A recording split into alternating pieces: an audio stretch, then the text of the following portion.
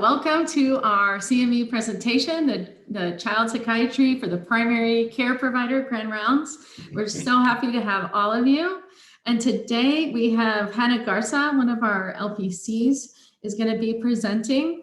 Hannah is a full-time employee with us at Texas Tech, Department of Psychiatry, and she works on both, all of us really work on both the CPAN project, but also TChat, which is a project we have through the school. So that's another resource to know about. If you could talk to us about what school your patients go to, and we can even do telemedicine consultations with the patient directly.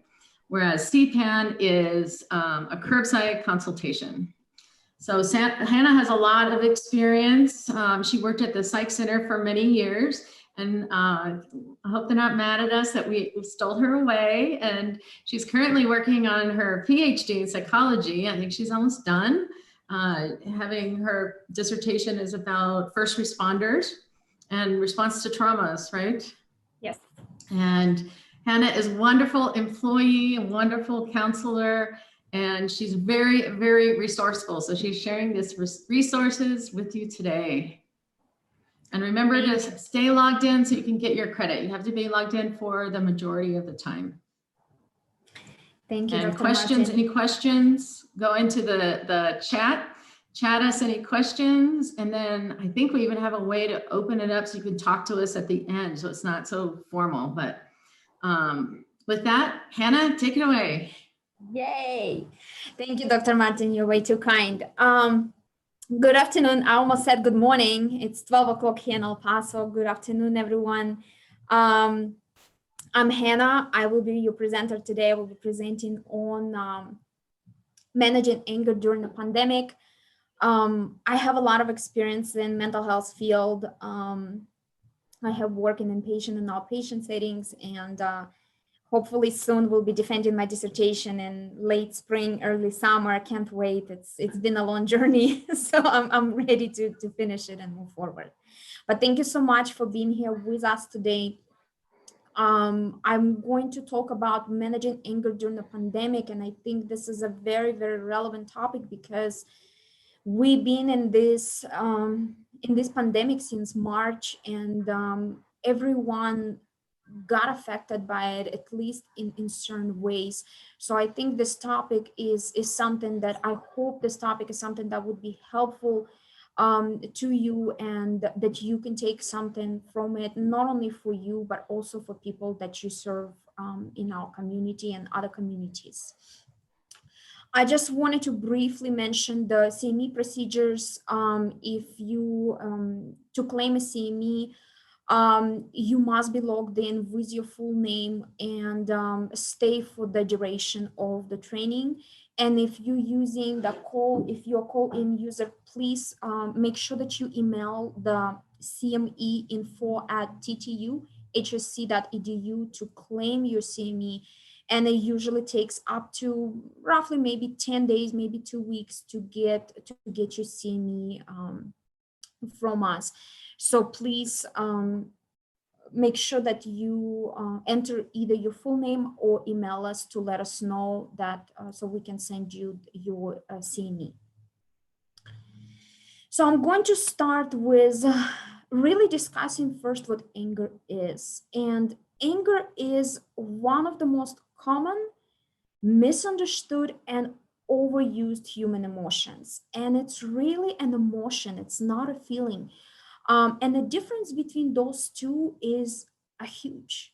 Emotion is something that is very situational, while feelings are based on a lot of experience and a lot of build up experiences in the past. And some of the examples that I can provide today would be, for example, you're driving on I-10 and you're driving and you're tuning along and you're in a good mood, and then someone cuts you off and you feel really, really angry and you feel tensed, and you almost got into an accident and you keep driving and maybe shaking, and you have so many different things going through your mind. So that's an emotion. That is something that happens and it pops up and it impacts you. But then as you go through your day and as you continue living your life, driving home, cooking dinner, doing different things at home with your children, with your families, with your animals, your emotions kind of settle a little bit like dust. It pops up and then it kind of settles down. So you no longer feel the same way. So that is what emotion is, something very much situationally driven. Or sometimes for those of you who have kiddos, sometimes if you get a phone call from school telling you that your kid did not submit some kind of assignment, so of course it's like, what do I do? And you feel maybe, certain emotions going, but as you're going through your day, you feel it's kind of settles a little bit. You get the problem resolved, you move forward, you get preoccupied with other things. So you no longer really remember about the situation and it does not impact you as much. While feelings are very, very different. Feelings are something that stays with you for good. Feelings are something that are based on certain experiences that we have with people. For example, feeling like love.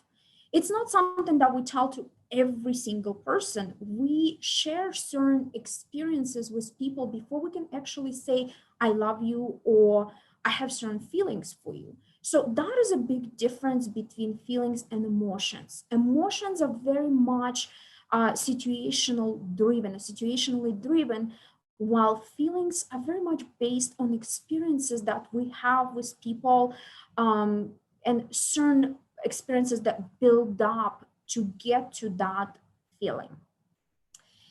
Anger is an energy. It's really an energy because it serves a certain purpose and it allows people to cope with different situations. When people respond in certain ways, when they react to certain situations, and when anger comes up, that is an energy that we're discharging, energy that we're sharing with other people, and we're letting other people know that this is something that we might not like or impacted us in certain way, that we're responding this way to certain situations. So anger is kind of like a signal. It's a signal and that allows us to discharge that energy and to let other people around us know that, hey, I'm feeling this way, something is happening, something that I just received really did not settle well with me. So that's why we're feeling the way, or we're responding the way we're responding, and that's why anger comes up. So it's an energy. It's an energy we're discharging, and it's also a signal that allows other people know that we're a little grouchy today, and we're just not feeling as good as we normally would feel. So it's a signal that warns everyone around us that something is not right. Like, for example, when we're driving, and I love to use driving examples, when we're driving and we get a red light, that's an indication that we have to stop. That means that we have to stop. We have to wait until the green light comes up, and then we can drive after that. So it's a signal. And anger actually helps discharge a lot of tension and build up frustration. Because as we go through days, we see our patients, we deal with different people, we deal with different situations. We sometimes we build up certain frustration, and sometimes we feel a certain way. So anger is an indicator, and as we discharge anger in a positive and healthy way, we are able to release that energy and move forward and not hold it in. But sometimes when people hold that frustration, and when frustration builds up day after day, hour after hour, week after week, sometimes we develop certain problems, certain conditions, even if we continue building up that anger. So anger is not necessarily a bad or negative emotion. It's something that helps us discharge energy, helps us warn other people that we're feeling a certain way, that something is happening, and we might not be perceiving things in a certain way, or we're perceiving things where it does not settle with our energy well. So it's an energy and it's a signal. I'm learning to skip from one slide to another. Please bear with me. So some of the causes and types of anger that I wanted to discuss today is anger is something that is learned. It's a learned emotion. It's something that we learn from other people that we observe and we see. So we learn anger by observing other people, by observing our family members, our friends, people that we communicate with every single day. So when the small baby, for example, is surrounded by people who have different types of energy and different types of reactions and different types of emotions, they learn from family members and friends and other people around them. So anger is something learned. Children are not born with anger. They observe other people, respond in certain ways, and then they learn that and they adopt that, they process that, and they discharge their own energy. They able to process that and give it to the world by responding in a certain way. And that is something that I learned from family members, from friends. And there's many types of anger, but two types of anger that I wanted to cover today are physical and verbal anger. Verbal anger is something when individuals are screaming, when they're yelling, when they insulting other people, when they're shouting, when they expressing their emotions verbally without any kind of physical contact. So as they screaming, as they yelling, as they maybe raising their voice, they say certain words, that is a verbal response. That is a verbal type of anger. While physical type of anger is more of a physical contact. For that, it means individuals who discharge anger, who show anger in a physical way, they pushing other people, they might be shoving them, hitting, biting, slapping, punching, and reactions and responses of that nature. So physical responses are more of when someone has physical contact with another person, with another human being or another living being. So by pushing, shoving, punching, that is a physical response to anger. While verbal response is more about using your words and screaming and yelling and only not using any physical contact. COVID-19, and I think COVID-19 impacted everyone in different ways. I think all people responded to COVID-19 in a different way and cope with COVID in a different way. So day-to-day life during COVID-19 really can be overwhelming for some people and for most people.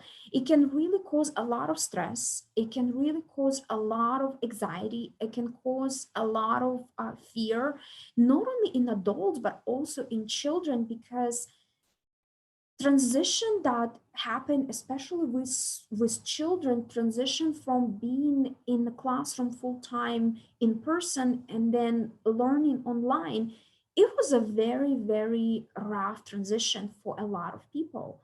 A lot of adults had to transition working from home, and for children it was something that caused a lot of stress and was a very overwhelming for a lot of individuals, and learning online and attending all of the classes online and not being able to have that physical contact, that caused a lot of stress for a lot of individuals, including small children and adolescents.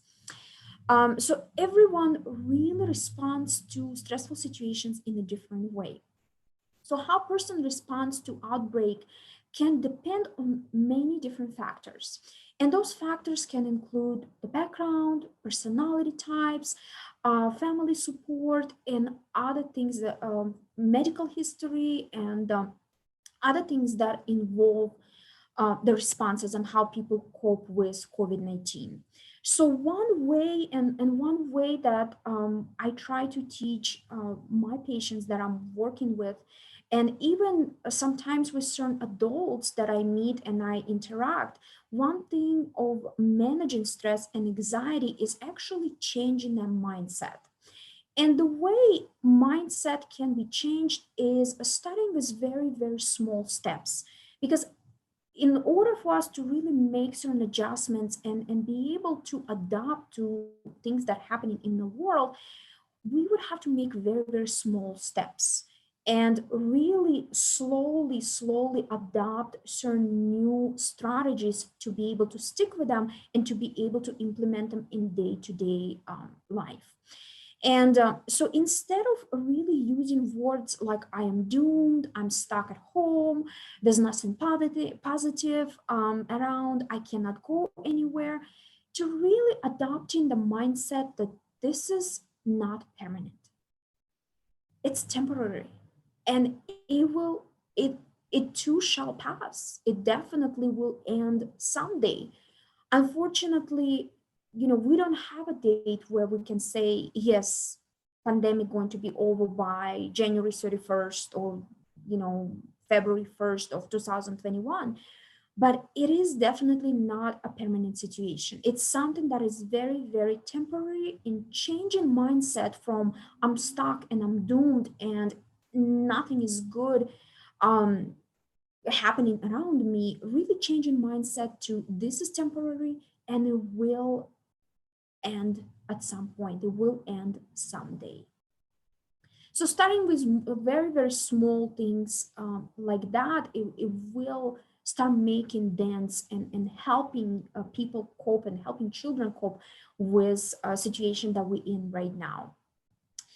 And staying at home in really, really close quarters for extended period of times, working from home, going to school from home, and doing a lot of different things at home without getting out with all of the restrictions that we have and we experience. We've been very, very close, staying in close for extended period of time, staying in close quarters to with other family members and maybe roommates, children. It can be very, very difficult sometimes because some of the outlets that were used before, like maybe going out and going to the restaurants and doing different things, those outlets are no longer available. So it's very, very easy to feel overwhelmed. It's very, very easy to feel stressed. It's very easy to lose temper. So one of the things that, or some of the things that I want to mention, really managing your emotions during this pandemic, is walking away from heated discussions and not allowing frustration to turn into aggravation and then lead to anger and anger outbursts. And it's not necessarily going somewhere or driving away, just going maybe to your bedroom where you can get some privacy, going to your bathroom where you can just take a deep breath and maybe sit down on the floor and take a couple of deep breaths and meditate and maybe just disconnect for a few minutes from some of the things that are happening in the house, just getting away from that situation. So going to the bedroom, going to the bathroom, going outside to the backyard, to the front yard, or to the patio can make a huge difference, because you walking away from the heated discussion and not allowing some aggravation turn into something much, much bigger. So walking away to the patio, walking away to your bathroom will make a change, will definitely help you decompress and then come back to the situation and deal with that with a different mindset. Going for a walk or jog in the morning or even evening, it helps tremendously, because exercise helps reduce stress in so many different ways. And I know right now and earlier in summer, it was very, very hot during the day. So the best way to go and really try to exercise or go for a jog or go for a walk would be in the morning or in the evening. Now it's a little chilly, and usually maybe during the lunch break or sometime in the evening where it's a little bit warmer, um, going for a walk and maybe walking your animal if you have a pet, or if you have a dog, taking your dog for a walk, going somewhere, just walking away from the house and being able to kind of be with your thoughts and having that personal time, or maybe walking with your loved one and having discussions, or just taking your dog on a walk and just decompressing from the day or preparing for the day. Because exercise is very, very helpful, and it helps decrease and reduce stress tremendously. Another thing is also Google and YouTube became the biggest friends. And a lot of people have smartphones, a lot of people have tablets, computers, access to Wi-Fi, internet. So use that wisely. Use YouTube or Google, those free services, to kind of Google and find some exercises to do with your family or to do by yourself, or maybe do some of the exercises that will help you decompress and discharge some of the stress, or maybe get some energy to prepare for the day. And so that is all available on the internet. I personally found YouTube and Google to be just fantastic ways of finding different ideas and Googling different ideas and searching for ideas. So those two tools were very, very helpful in finding ideas on how to decompress and how to reduce stress and find some of the exercises. Reading something interesting, and I love to read. For me, it's something that I believe in reading, but I know not everyone likes to read certain materials.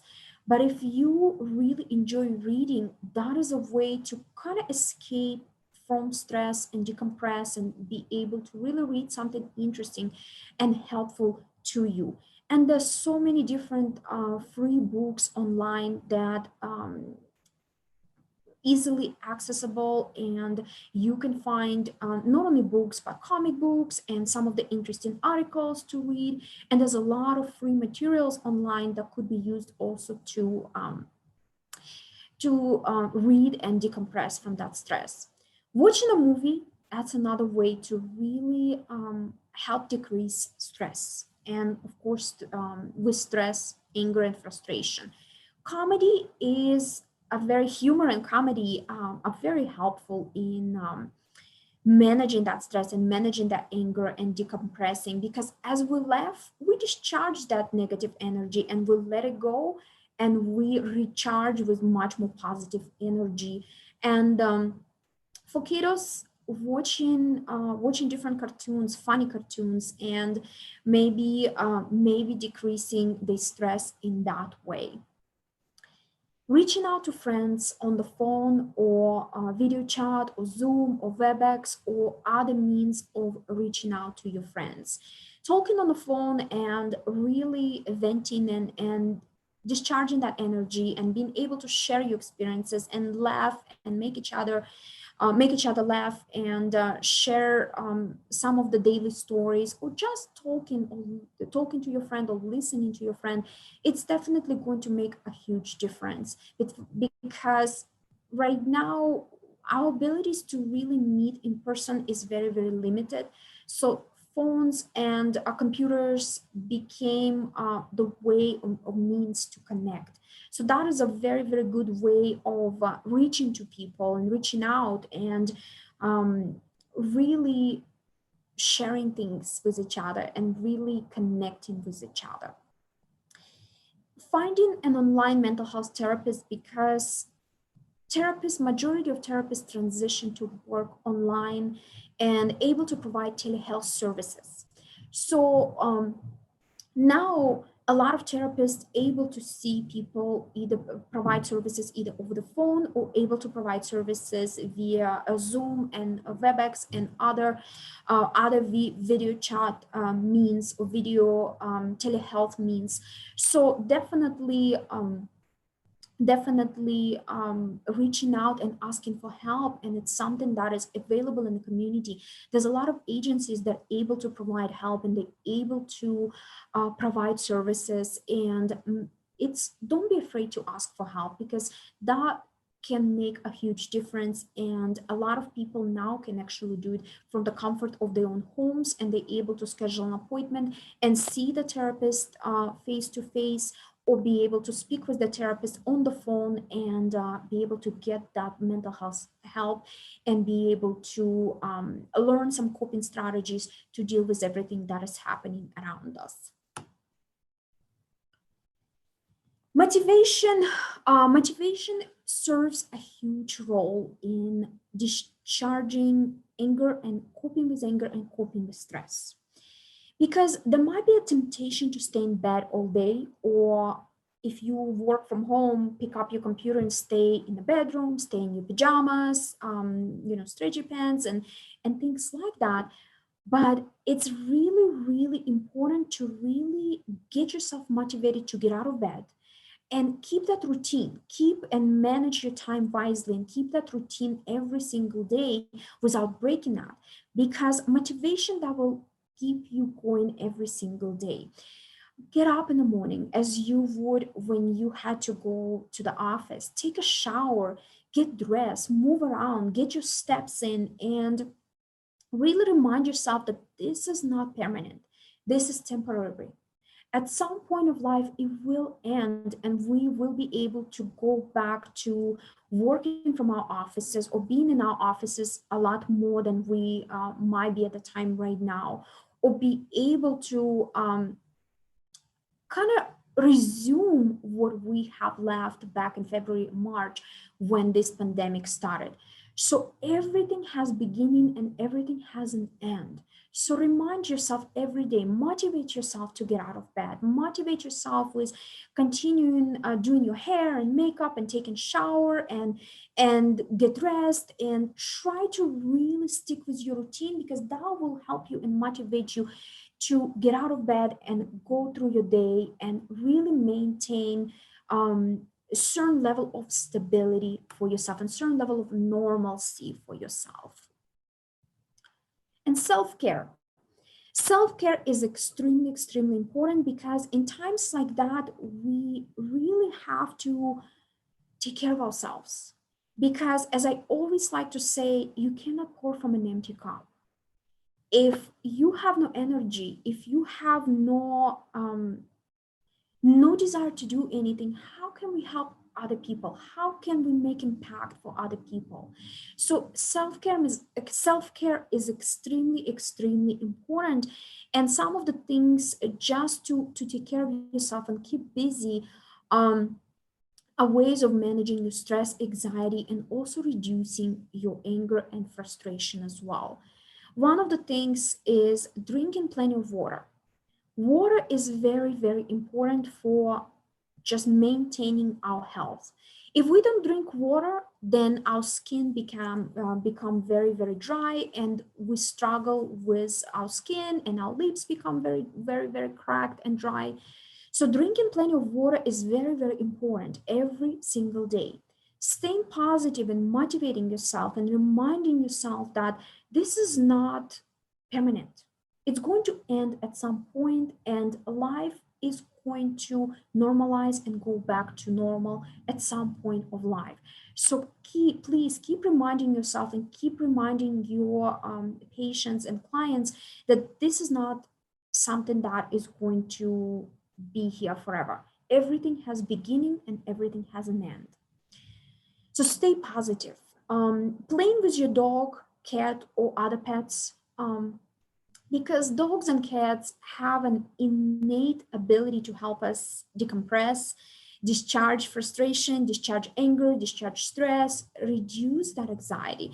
Because by just playing with the animal, by playing with your dog, playing with your cat, taking them on a walk, it helps tremendously to really forget about some of the challenges that we're dealing with on a daily basis, and be able to really kind of focus on the animal, on the pet, and exchange that positive energy.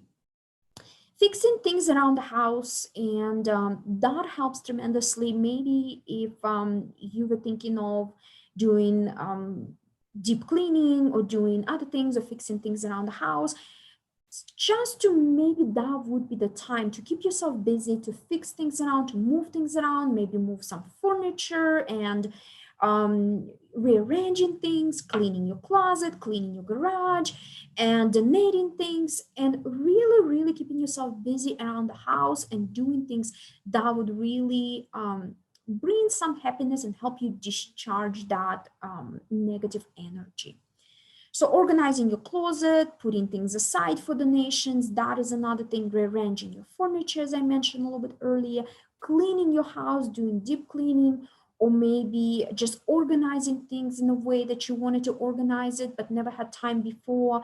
So it's something that would definitely keep you busy and keep your mind off some of the stressful moments and stressful situations.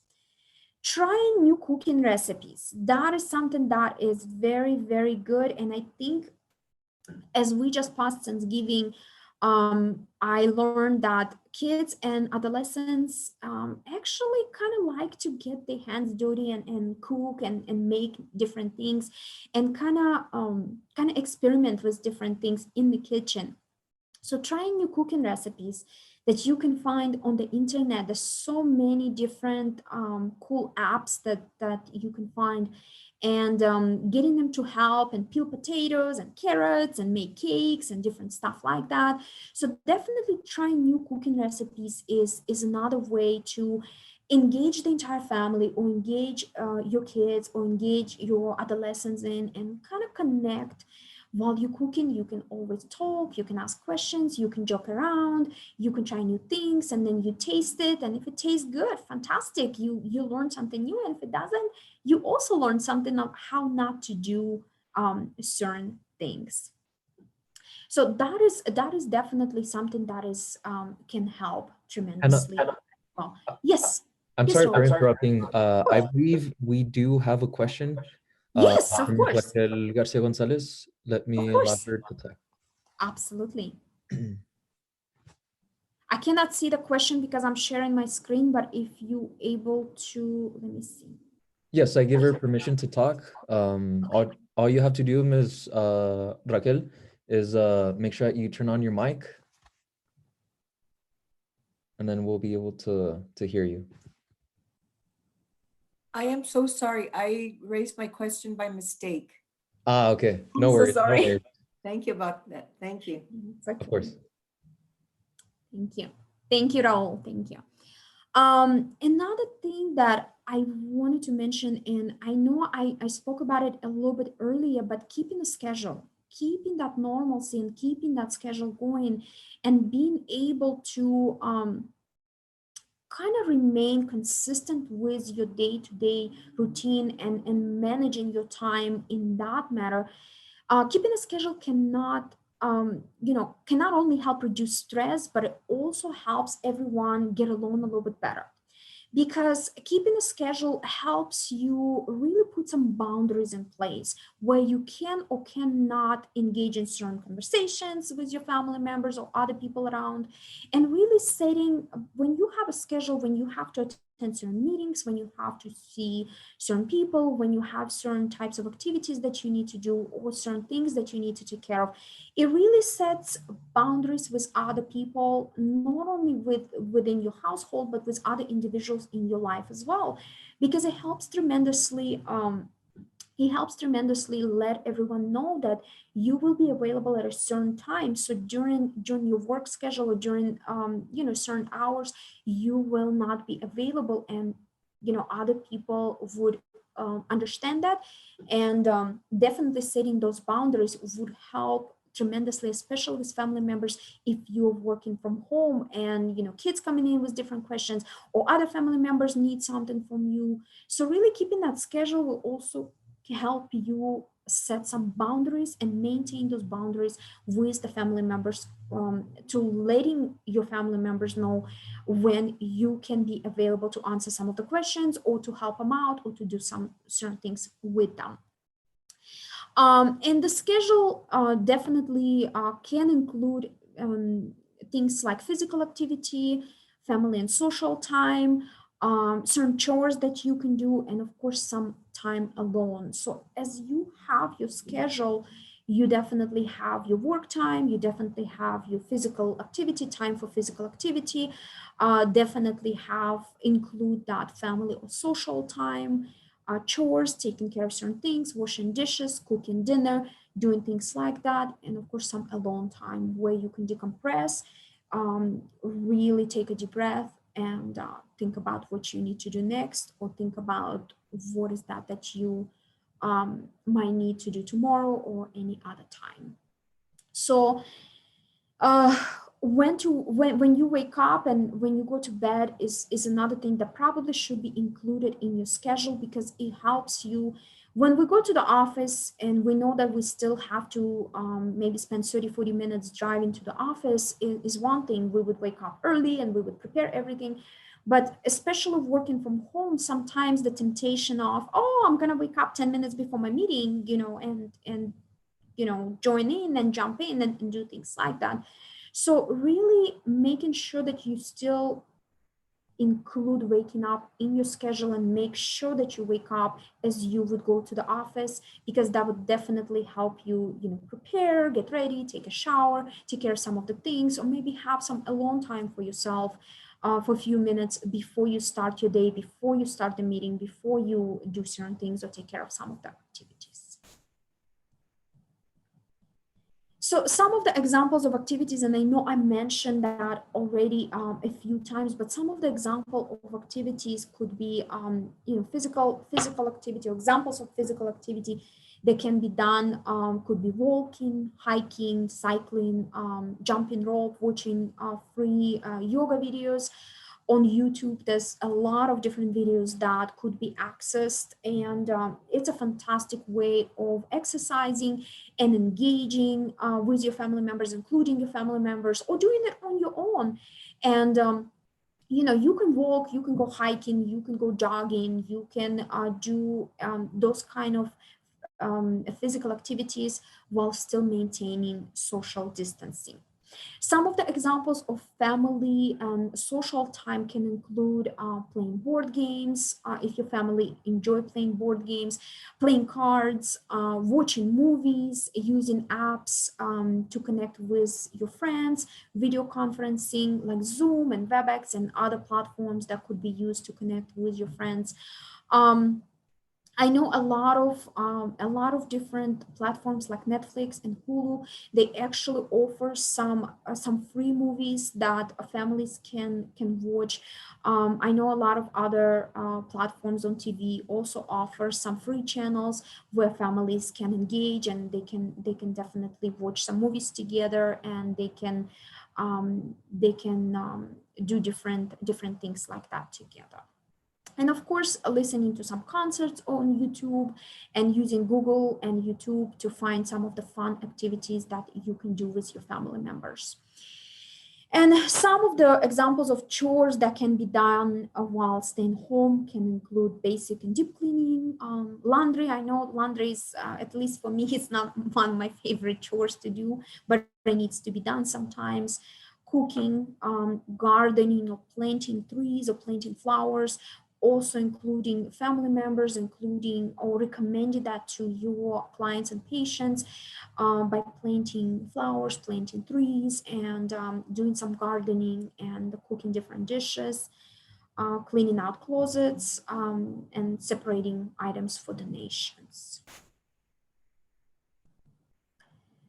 And alone time is really important. That self-care, that alone time will help you decompress and discharge that certain emotions and certain frustration and anger and stress, and reduce some anxiety to think about certain things.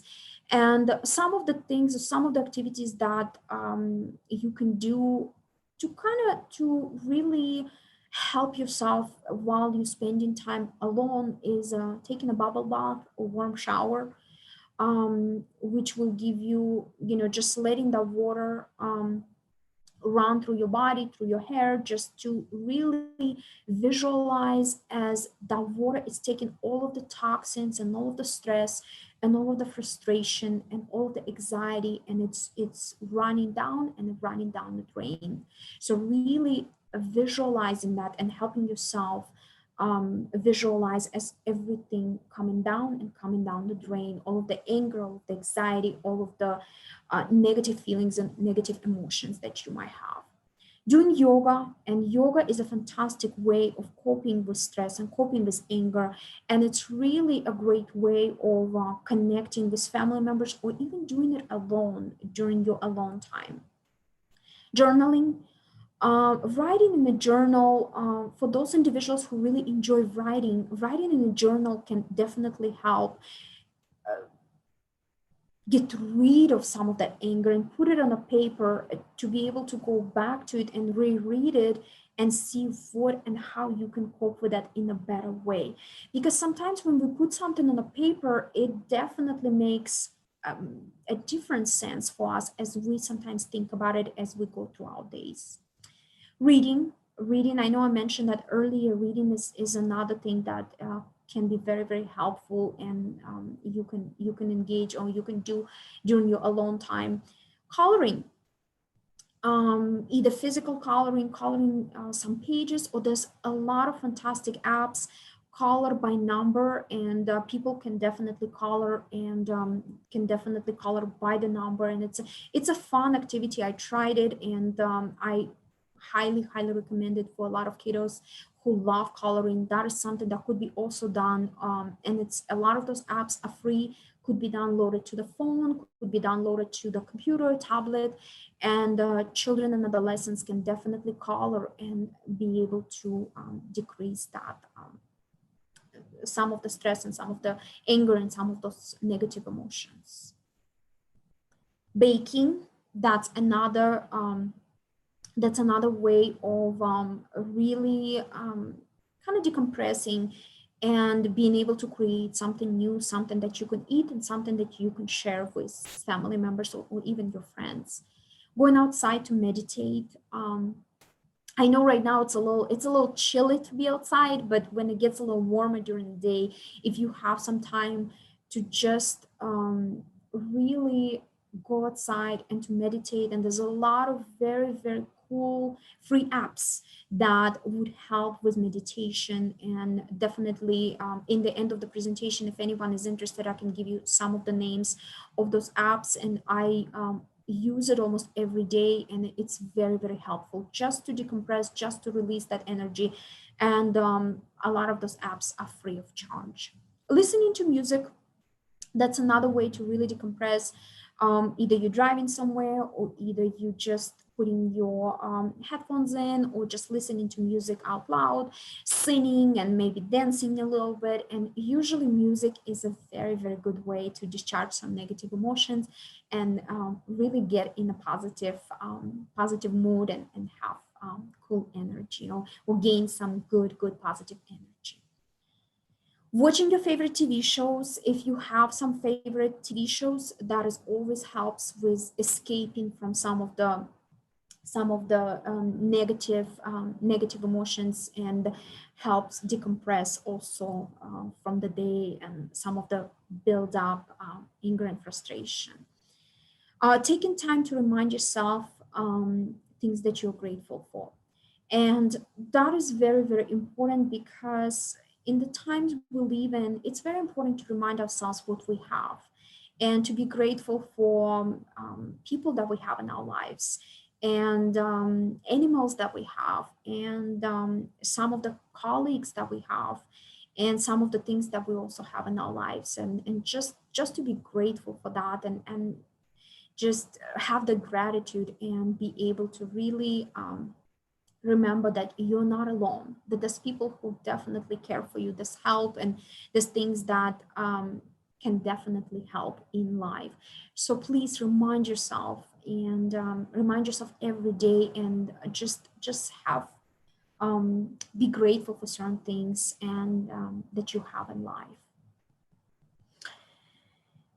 Some of the helpful tips that I also wanted to mention is trying to reduce exposure to media and social media is definitely very, very helpful, because for a lot of us who have social media, as we go on social media, we see a lot of things that is connected to COVID-19 and symptoms and treatments and numbers and statistics and stuff like that. So it is very, very important to limit that access and that exposure to media and social media. Maybe limited it to once a day, twice a day, but really that should be very, very helpful with the exposure and absorbing some of the negative things that we read or see on the internet and social media.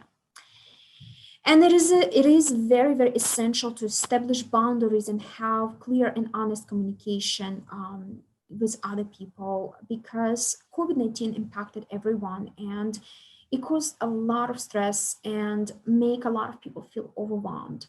So setting those boundaries, communicating with other people and letting people know that your limits and certain things that you can or cannot do, it's another way of really being able to discharge that build up energy and discharge that anger. So definitely setting boundaries would help avoid some arguments and avoid some frustration as well.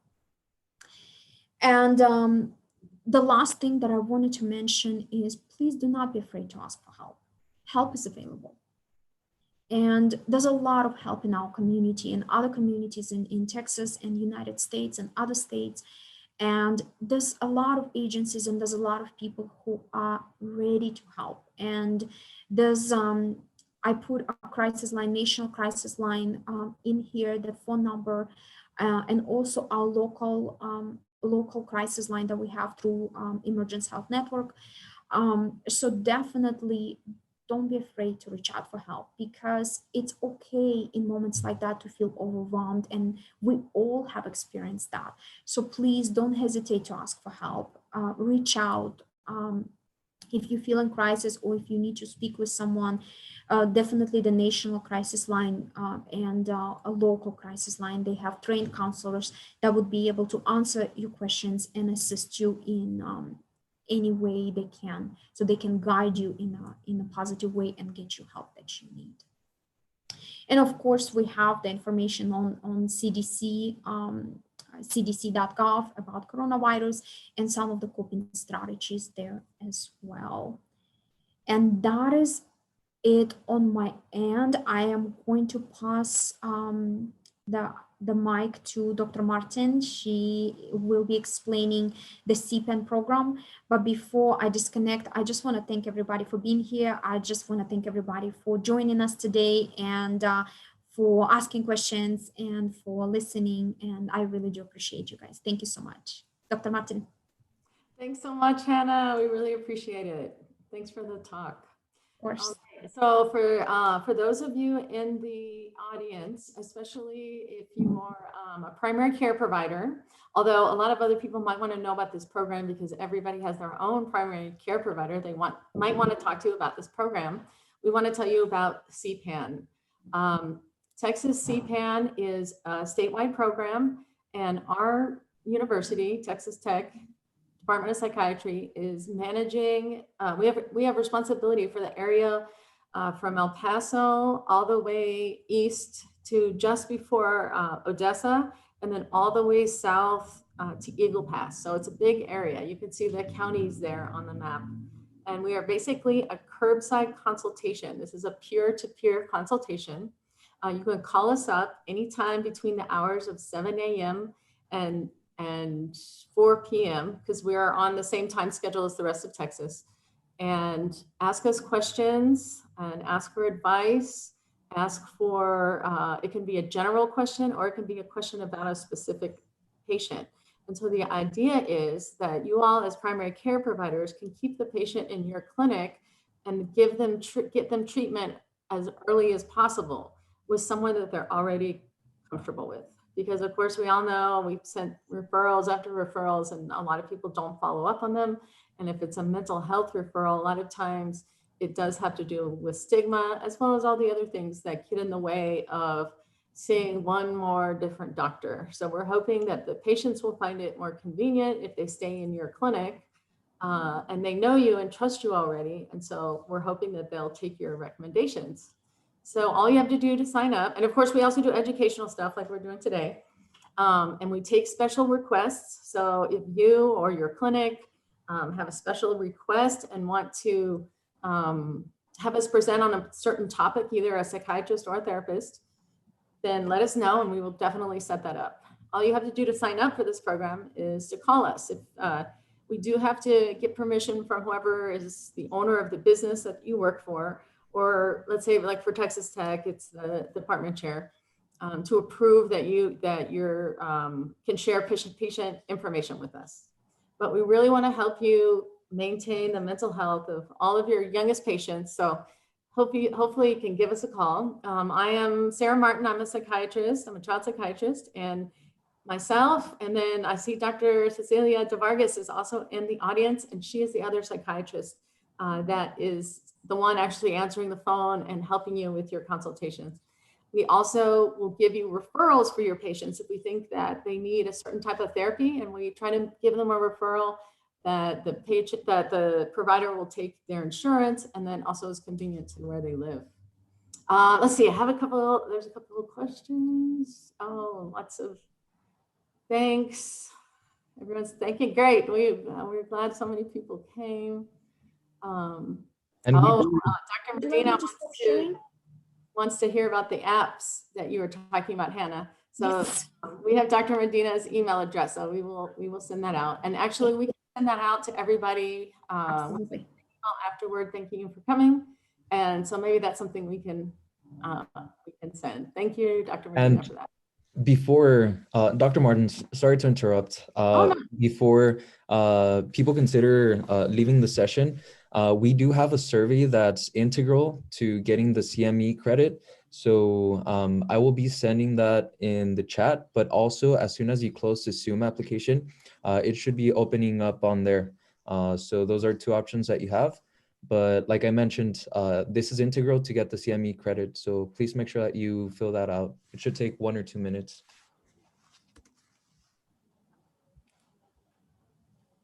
And that is also a way that you can also request future topics. I know a lot of you all are working in clinics and you're primary care providers. And so you might want to know about more from a medication side. So I think later in the series, we have this more on the medication and side. And, always when we're considering anger as a symptom, we want to think about any underlying mental illness. A lot of times it's depression or anxiety, which are easily treated. And if you think that the symptom is related to that, then and you want to learn more about either of those, then call us up. We'll tell you about your particular patient, or we can schedule a CME. And I think Raul has put the survey in the chat box.